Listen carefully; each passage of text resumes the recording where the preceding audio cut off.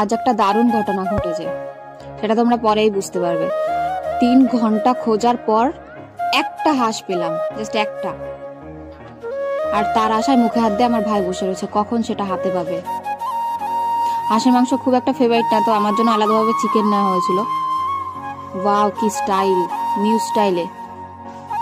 Marinate করা হাতটা যতই ভালো না হোক, কিন্তু রান্নাটা দুর্দান্ত হয়েছিল।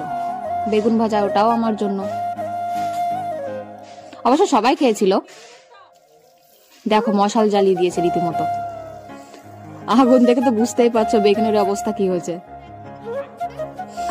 রান্না হয়ে গেছে, রান্না থেকে প্রচুর তেল ছেড়েছিল, হাঁসটা প্রচুর তেল হয়েছিল। দারুণ হয়েছিল নাকি খেতে। এটা একদমই আমার থালা না। আর সন্তু তো প্রচুর খেয়েছে। ওকে, বাই, টাটা।